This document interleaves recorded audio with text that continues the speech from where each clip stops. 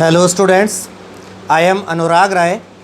In this video, I am going to explain the poetry from your third chapter, English Literature Hornbills. The name of the chapter is The Laburnum Top, written by Ted Hughes. In Hindi, we can say poem का नाम जो है the laburnum top, मतलब अमलताश के पेड़ का ऊपरी भाग, टेड ह्यूजेस द्वारा लिखा गया है। ये आपके इंग्लिश लिटरेचर जो है हॉर्नबिल्स क्लास 11th NCERT, इसके चैप्टर 2 में, चैप्टर 2 जो है प्रोज़ का, उस चैप्टर के एंड में ये पोयम दी हुई है द लेबरनम टॉप। ठीक है, पोएट का नाम आप याद रखिएगा, टेड ह्यूजेस है और बहुत ही अच्छी पोयम लिखी है द लेबरनम टॉप। हिंदी में इसका अर्थ है अमलताश के पेड़ का ऊपरी भाग। तो अगस्त सितंबर के महीने में अमलताश के पेड़ का पेड़ जो है वो बड़ा ही प्राकृतिक रूप से उसका सौंदर्य निखरता है और पक्षी आदि बहुत उसमें चहचहाते हैं, अपना घोंसला बनाते हैं। तो सितंबर के समय अमलताश के पेड़ के का जो दृश्य है वो कवि इसमें एक्सप्लेन कर रहा है। तो पोएम स्टार्ट होती है यहाँ से। फर्स्ट पैराग्राफ में लेखक का कहना है, the laburnum top is silent quite still in the afternoon yellow September sunlight. लेखक का कहना है कि सितंबर की दोपहर पीली सुनहरी धूप की रोशनी लेबरनम के अमलताश के पेड़ के ऊपरी भाग पर पड़ती है और पेड़ उस वक्त बिल्कुल शांत खामोश होता है। A few leaves yellowing all it's seeds fallen.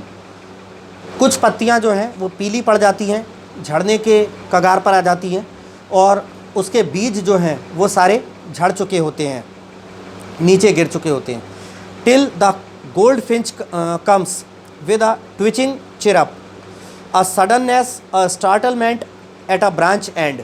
फिर कहते हैं तभी गोल्ड फिंच नामक पक्षी जो है वो अचानक से चहचहाता हुआ, बल खाता हुआ, चहचहाता हुआ सा पेड़ की एक शाखा, एक टहनी पर आता है, आकर बैठती है गोल्ड फिंच पक्षी, जिसके आने से एक अचानक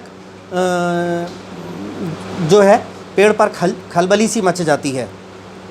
then sleek as a lizard and alert and abrupt, she enters the thickness and a machine starts up of chitterings and a tremor of wings and trillings,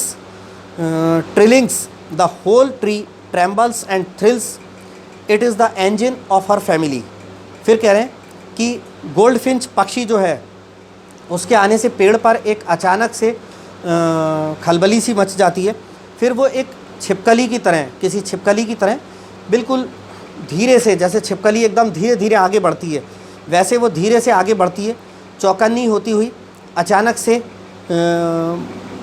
जो है वो अचानक से कहाँ चली जाती है, पेड़ की जो जिस शाखा पे आकर बैठी होती है, फिर अचानक से वो जो पेड़ की जो घनी जो झुरमुट है, उस शाखा पर जो घने पत्तियों की जो झुरमुट है उनमें घुस जाती है और अपने घोंसले तक पहुंचती है। और जैसे ही वो अपने घोंसले तक पहुंचती है तो उसके चूज़े उसे देखकर एकदम से, वैसे घोंसले में चूज़े शांत रहते हैं, लेकिन जैसे ही माँ कुछ दाना चुग्गा लेकर आती है तो उसे देखते ही एकदम से ची ची करके चहचहाने लगते हैं और पंख फड़फड़ाने लगते हैं। तो जैसे ही वो अपने घनी झाड़ियों में अपने घोंसले में पहुँचती है तो अचानक से जैसे मानो कोई मशीन स्टार्ट हो गई हो, लगातार पंखों के फड़फड़ाने की और चहचहाने की, बच्चों उसके चूज़ों की आवाज़ें आने लगती हैं। पंखों के फड़फड़ाहट से कंपन सी होती है और एक रोमांच उत्पन्न हो जाता है। पूरा पेड़ जो है वो ट्रेम्बल होता है, उसमें पंखों से कंपन होती है और रोमांच जागृत हो जाता है। और गोल्ड फिंच पक्षी जो है, वो चिड़िया जो है, वो मानो अपने परिवार के लिए इंजन के समान हो।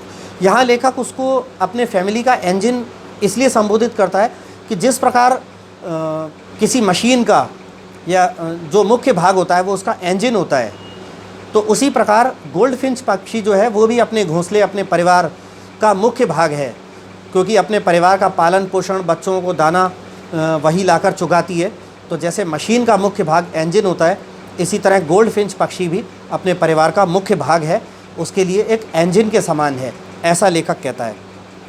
अगले पैराग्राफ में she strokes it full then flutters out to a branch end showing her barred face identity mask.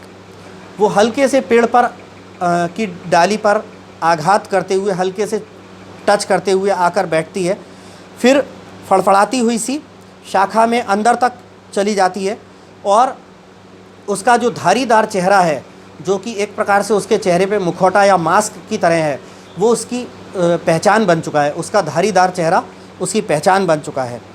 Then with a rare delicate whistle chirp whisperings she launches away towards the infinite find the laburnum subsides to empty. फिर उसकी जो है उसकी अद्भुत अलौकिक सी एक हल्की नाजुक जो है चहचहाने की आवाज़ और पंख फड़फड़ाने की आवाज़ के साथ वो पेड़ पर से बच्चों को दाना चुगाकर वापस उड़ जाती है आसमान की ओर। और उसके जाते ही फिर से पेड़ जो है शांत हो जाता है, पेड़ पर खामोशी छा जाती है, क्योंकि माँ चिड़िया जब दाना लेके आती है तो घोंसले में उसकी आहट पाते ही बच्चे एकदम पंख फड़फड़ाने लगते हैं, चूज़े, और खूब ज़ोर ज़ोर से ची ची करके चहचहाने लगते हैं। वो उन्हें दाना चुगाकर वापस दोबारा से दाना लेने के लिए उड़ जाती है माँ पक्षी, और उसके जाने पर बच्चे वापस अपने घोंसले में शांत हो जाते हैं। तो ये एक हमारी पोयम थी, ये आपके इंग्लिश लिटरेचर हॉर्नबिल्स के का जो सेकंड चैप्टर है प्रोज़ का। तो हर एक प्रोज़ के चैप्टर के अंत में एक पोयम दी हुई है। तो ये हॉर्नबिल्स सेकंड चैप्टर जो है आपका NCERT क्लास 11th का, उसके एंड में पोयम दी हुई थी the laburnum top, written by Ted Hughes. So students, if you like my videos, please subscribe my YouTube channel Anurag Rai English Tutor if you haven't subscribed it so far. Thanks.